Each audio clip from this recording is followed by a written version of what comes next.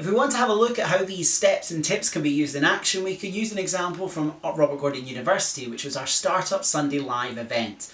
This was usually a physical showcase of startup businesses with a pitching competition and exhibition. But with 2020, all of that had to be moved online. The focus was to make sure that we kept the activities the same. We wanted to celebrate the startup's achievements, including the pitching competition, and spread awareness about what the programme was trying to do. When we were deciding the concept for Startup Sunday Live, we wanted it to feel like a sense of occasion the same way that the physical showcase had been. So to do this, we decided to run it as a live broadcast, as well as additional elements such as a chat room and interactive exhibition space to allow people to get the information they needed, but also tune in at a set time and location to be a part of something that was interactive and engaging.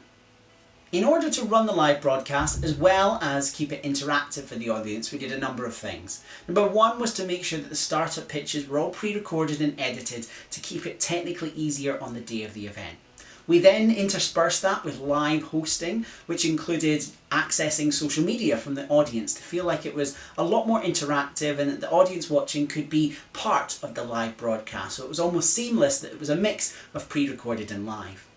We also kept the audience engaged with some interactive activities. That included a live audience vote, where the audience didn't know the exact time of when that vote was going to take place, but there was a big incentive to be able to take part because they could choose the team they wanted to win a big cash prize. So this kept people engaged throughout the longer period of the broadcast. Also, to make sure people didn't tune out as much as possible, we introduced a competition where the audience themselves could win prizes if they were able to find a keyword that was available on the screen behind us at one point. So all of these techniques allowed us to keep the audience interacting, but also allowed us to capture some data about who was actually engaging and watching the event, which was open to everyone live on YouTube. For the technical side of running Startup Sunday Live, we had a number of different elements. The main platform was called OBS, which is an open source broadcasting software where you can set up lots of different scenes to allow you to switch between them quite easily during a live broadcast, which we beamed up into YouTube for people to access. The different scenes that we had included our pre-recorded videos, which was a variety of startup pitches, but also highlights videos, comedy sketches, and other different elements to keep it fresh and dynamic as you went through the broadcast.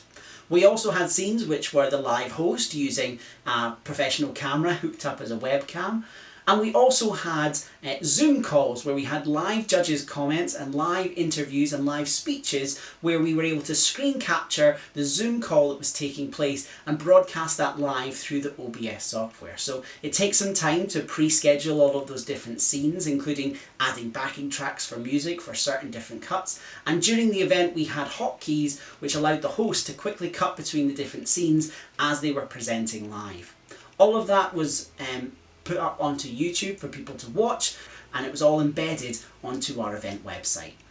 The positive sides of converting Startup Sunday Live to a virtual event were that the audience was much larger. We had thousands of people engaging with the event and hundreds of people voting live, which was way more than the couple of hundred we were able to have in the physical venue. We were able to really spread the message about what the startup teams were doing, and the pitching competition went exactly as it almost would have it in the room. The downside were things like the interactive chat room on the website and the interactive exhibition space weren't as heavily engaged with by the audience because they were so focused on the live broadcast. So reflecting back, it would probably be better to set up dedicated time and given more clear instructions to the audience to engage with those elements to make sure that we got the most of the networking part of it rather than just watching the broadcast. Hopefully from this case study you've been able to pick up some practical tips that can help you plan your next digital event.